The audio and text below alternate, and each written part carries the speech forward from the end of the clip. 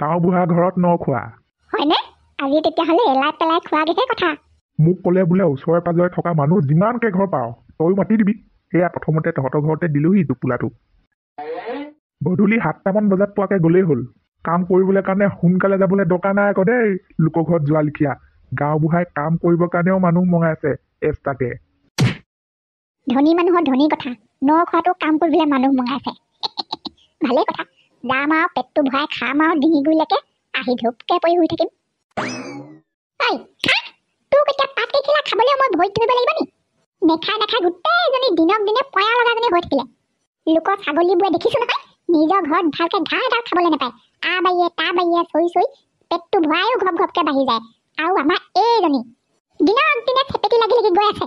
এই জহনী মৰা ছাগলী, তোকো আমাৰ বোৱাৰীয়ে খোৱাগতে তেলতে উপঙাই উপঙাই খুৱাব লাগিব নি পাতবোৰ মচমচীয়া কৰি কৰি? চিধা চিধিকে ক'বলৈ নোৱাৰি এতিয়া আপুনি মোক ছাগলীজনীৰ লগতে কথা শুনাই আছে। কোনদিনা মই পাত শাক তেলত মচমচীয়া কৰি খোৱা দেখিলে? ঘৰত তেল অকণ নাথাকে ধুনীয়াকে ফ্ৰাই কৰি খাবলৈ নাম দিছে শুনা। তই নাই খোৱা যদি তোৰনো গাত লাগিলে কেলে? কাম কৰিবলৈ চিঞৰি থাকিলে হ'লে 100 বাৰ চিঞৰিলেও শুনি নোপোৱাজনীয়ে এইষাৰ কথাতে যে ঘপকে শুনি পালেগে চিলনীজনী গতে উৰি আহিছে। হেও খাইছো যদিও 10 টুমত নিজৰ পইচাৰ তেল আনি নিজে খাইছো। আপোনাৰ পইচাই খোৱা নাই মই তেল। লাজ নালাগে ডাঙৰ মানুহৰ মুখে মুখে কথা ক'বলৈ? পাত শাকবোৰ তেলত ডুবাই ডুবাই আংকুল চিপটো গোটে খোৱাজনীয়ে মোৰ আগত বৰ নেখাওঁ বুলি কৈ শুনাবলৈ আহিছে। তহঁত দুজনীক যে মোৰ সঁচাকে বেয়াকে আমনি লাগিলে দেই। ওচৰৰ মানুহবোৰে শুনি থাকে কি বুলি ভাবে বাৰু? কেতিয়াবা এনেকুৱা ঘটনা কৰি দিম নহয়, এজনীও পাত্তা নাপাবি। চকু পানী টুকি ভাত খাব লাগিব। ঘৈণীয়েৰ বুজা, ডাঙৰক সন্মান কৰিব নজনাবোৰ এইবোৰ। লোকক তাক মাৰি কথা ক'বলৈ হ'লে খুব জানে। এই ঘৰ বৰ সাংঘাতিক মানুহ দেখোন। কেনেকে দিনতে কাজিয়া লাগি ঘৰ গিজাই আছে। 20 বাৰমান মাতিলো চাগে এতিয়ালৈকে, কোনো এটা ওলাই নাহিলে। এই কাজিয়া লাগি গোটেই খঙৰ ভমকতে ওলাই নাই অহা নে কি এনেই এইসোপা? ধেৎ ইমানকে টেটু ফলা দি থাকিব নোৱাৰি দেই। এনেও বুঢ়া মানুহৰ ডিঙি চিনি থাকিব বাপেকে। যাওঁগে, গাঁও বুঢ়া ঘৰ ন খোৱা ইহঁতৰ কপালতেই নাই চাগে। আমাৰ ৰাইজে গধূলি ৰাতি এনেকুৱা সময়তহে এইবোৰ যুদ্ধ কৰে। এই ঘৰ একেবাৰে দিনতে ৰামায়ণ মহাভাৰত গাই শেষ কৰিলে হেৰৌ, ৰাতিলে একো বাকিয়ে নথলে। ভাতকেইটা বাঢ়িলৈ খাই লহি গমে গমে। ভাত আকৌ কেলে বাঢ়িলা? কি ভাত আকৌ কেলে বাঢ়িলা? দুপৰীয়া ভাত আকৌ, ভাত কেলে খাই মানুহে? বুজি পোৱা নাই? আজি গাঁও বুঢ়া দেউতাৰ ঘৰত ন খোৱা নহয় জানো, সেইটো কাৰণে আকৌ।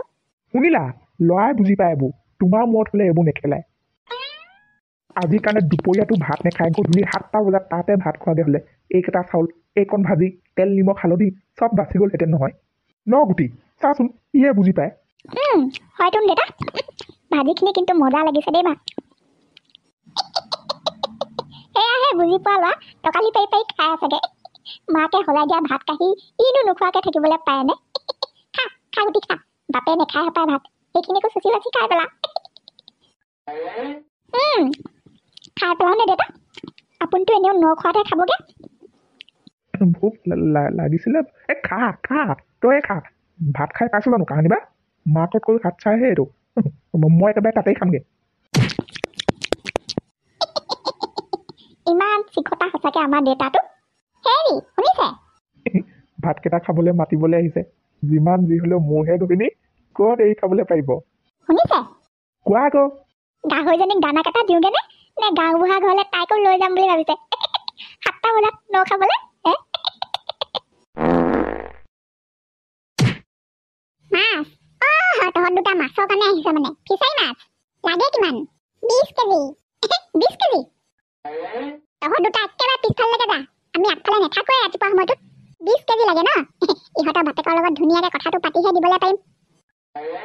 ঘৰত সোমাই সোমাই সেই চপৰ লগত মূৰটো গৰম কৰি থকাতকৈ গাঁৱৰ ফালৰ পৰাই পাক এটা মাৰি আহোঁ। কিনো ভাত খাবি, কিনো পানী খাবি? ঘৰত সেই ভঙা স্কুটিখন দি থৈ যোৱা দিন ধৰি মনৰে শান্তি নাই।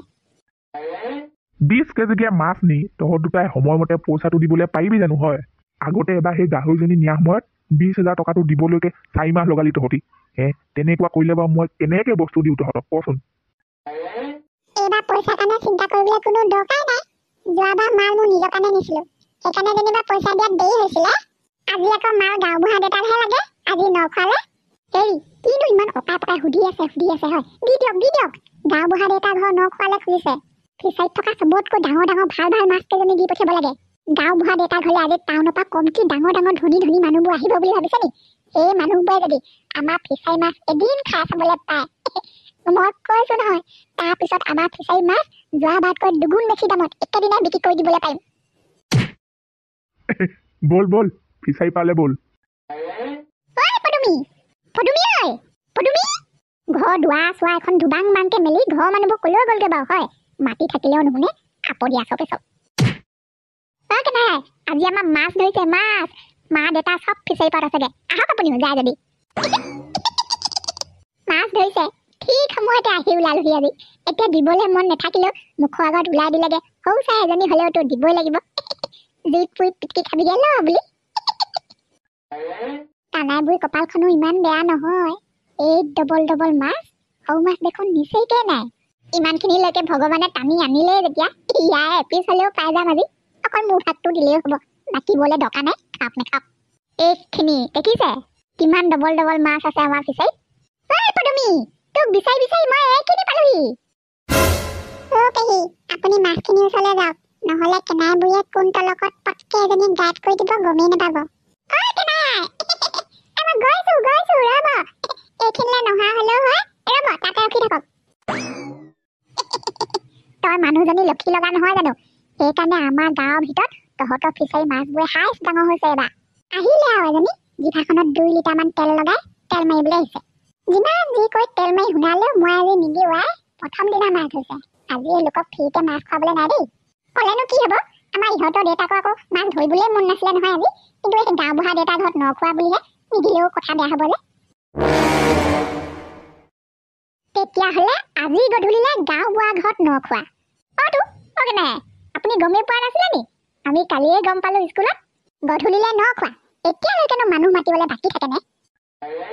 নখোৱাত আকৌ কিছুমানে চবকে নেমাতে নহয়, বাচি বাচিহে মাতে। আপোনালোকক চাগে নেমাতে?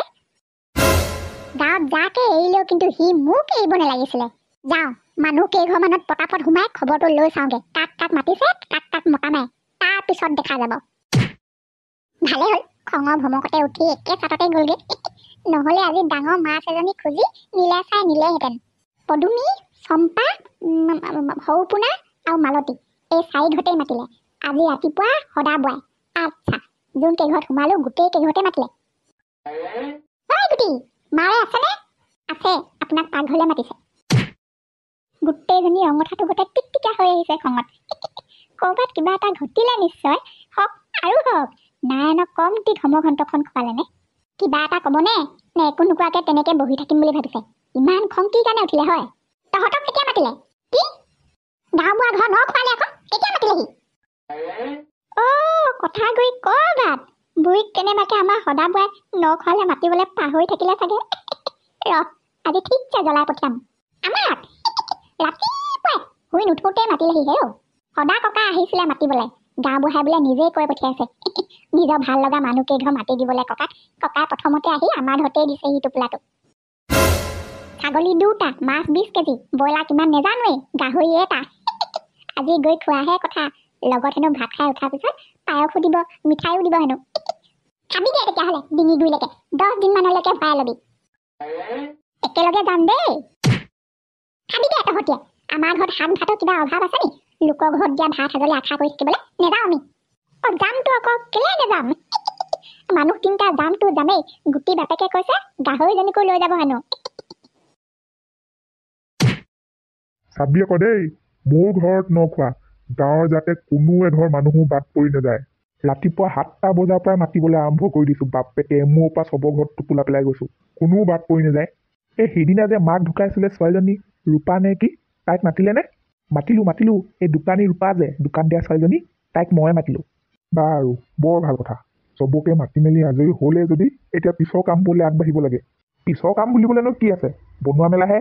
ৰান্ধনীয়ে চব বনাই মেলি আজৰিয়ে কৰি পেলাব। এতিয়া মাংসখিনি হ'লেই, মাছখিনি বনাবলৈ 1 ঘণ্টামান লাগিব চাগে। তাৰপিছত খুৱাওঁ বুলিলে ৰাইজক খুৱাবলৈ আৰম্ভ কৰি দিব পাৰে।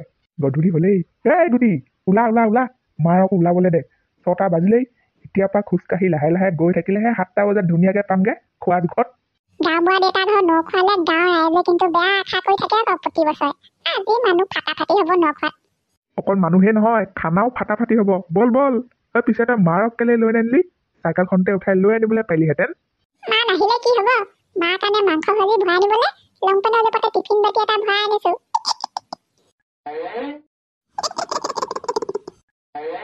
গৈছে ঘৰত খাবলৈ নোপোৱা সোপা নেগুৰ জোকাৰি জোকাৰি।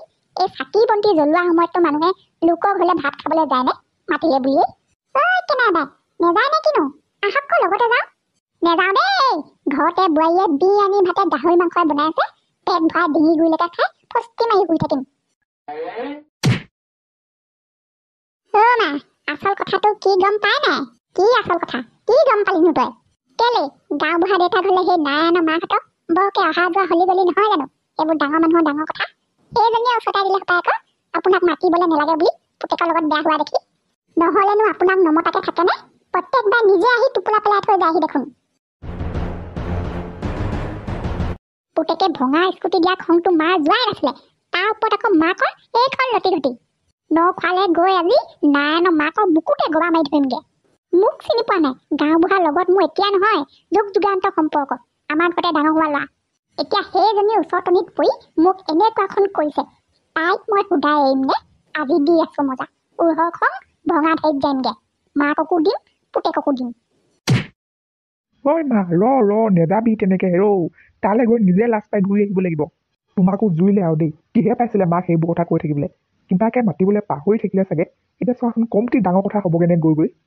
মই এনে কৈহে চাইছিলো মাক, মায়ে যে ইমানখন কৰি পেলাব মই ভবাই নাছিলো। আজি আমাৰ লাজ পাবলগীয়া দিন আছিলে। হয় নি? কেনাই বুইক নেমাতিলে মানে? আচল কথাটো সেইটো। সেইকাৰণে আমি দুজনীয়ে মাতোতে ইমান খং উঠিলে আকৌ। নেমাতিলেতো আকৌ তহঁতৰ আগত নকলে চাগে, ক'বলৈ লাজ পালে আকৌ। মোৰ আগত গৈ যিখন খং দেখুৱাই আছিলেগে।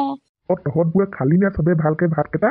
পু বৈ গোটেই মুখাই খালো গাঁও ভাত এটা, মাছে মাংস গোটেইখন উভৈ নদী ডিঙি গুৰিলৈকে খালো। গাটো অকণমান গৰম কৰিলে বুলি জুই কিনাৰতে বহি লৈছো। যাওঁৱে আমি, বেছি দেৰি নকওঁ। দে তেতিয়াহ'লে খুব ভাল কথা। লাহে ধীৰে যাবি আকৌ, জুই ফুৱাই ল। মই ভিতৰলৈ যাওঁ, তহঁতি বৰ দেই, ভিতৰত আলহী বহি আছে। ভিতৰত সেই যে লক্ষী মাষ্টৰ ঘৈণীয়েক হেত বহি আছেহি আকৌ, নাৰায়ণৰ মাক যে। ই বাৰু আমাৰ ঘৰলৈ অহা যোৱা কৰি থাকে দেই, খুদে বুলি মাত খাৰ দিয়ে। বৰ ভাল ল'ৰাটো। নাৰায়ণৰ মাক, গাঁও বুঢ়াৰ আগত মোৰ বিৰুদ্ধে কথা লগাই হ'ল যদি তই ওলা বাহিৰলে। গুটি মাক, কাজিয়াখন বৰ ডাঙৰ হ'ব যেন লাগিছে। ডাঙৰ মানুহৰ কাজিয়া, কি কৰ? থাকনে যাওঁ? সেই খাও সুধিবলগীয়া কথা নে? পলা ইয়াৰ পৰা। তইহে কি হ'ল? মোৰ ল'ৰাৰ পৰা স্কুটি সহকাৰে পেট নভৰিলে হ'বলা? এই ৰাতিখন আকৌ মোৰ লগত যুঁজিবলৈ আহিছ হিং জোকাৰি? তোৰ ল'ৰাই মোক স্কুটি দিম বুলি নিজে কথা দিছিলে, সেইকাৰণে কথা ৰাখিবলৈ সি কিনি দিছিলে। কিন্তু যিখন হে কিনি দিলে, এইটো দামত বজাৰলৈ গ'লে ফটা পেটিকোট এটাও নেপাওঁ। এনেই এখন ফিতাহী মাৰি নাথাকিবি। কেনাই বাই, তই আহিছ ইমান দেৰিকে, আৰু আহি এখন কি আৰম্ভ কৰিছ বাৰু? যি কি নহওক আহ, ভিতৰলৈ আহ। দুয়োজনীয়ে বহি কথাবোৰ ভালকে আলোচনা কৰি ল'বি। চিঞৰ বাখৰ কৰি কিবা লাভ আছে জানো? কথা নকবি তই। মই তোৰ ঘৰলৈ ন খাবলৈ অহা নাই। বিনা নিমন্ত্ৰণত অহা মানুহ নহয় এই কেনাই বাই। কি বিনা নিমন্ত্ৰণত? মানে তোক বিনা নিমন্ত্ৰণত গাঁৱৰ প্ৰত্যেক ঘৰ মানুহৰ ঘৰলৈ গৈ গৈ টোপোলা দিবলৈ সময় হ'ল, কিন্তু মোৰ ঘৰলৈ যাবলৈ কাৰো সময় নহ'ল। আৰু এই লক্ষী মাষ্টৰ ঘৈণীয়েকৰ কথা শুনিয়ে যে তই মোক নেমাতিলি, এইষাৰ কথা মই ভালকে গম পালো। লুকাই লাভ নাই। হয় ভদকাই, চাওঁ এইফালে আহ। এইবাৰহে মৰিলো। এইজনীক পিছত মাতিম বুলি থোৱা টোপোলা থোৱা ভাগেই থাকিলে নহয়। কৈ যাওক, মোৰ বাই এজনী কেনেকে থাকি গ'ল। মই কেনাই ঘৰলৈ মাতিবলৈ গৈছিলো বাৰু যোৱাটো, কিন্তু ঘৰৰ মানুহবোৰ পিছফালে গৈ গোটেই সোপা দিনতে ৰাও চিৰি চিঞৰি কাজিয়া লাগি আছিলে। তোমাৰ বাহিৰৰ পৰা মাতিলো 100 মান, নাই নুশুনিলে। টোপোলাটো লৈ গুচি আহিলো। ভাবিলো পিছত গৈ হাউতকে দি থৈ আহিমগে, কিমান কণনো বাট। কিন্তু থোৱা টোপোলা থোৱা ভাগেই থাকিলে, পাহৰিয়ে থাকিলো।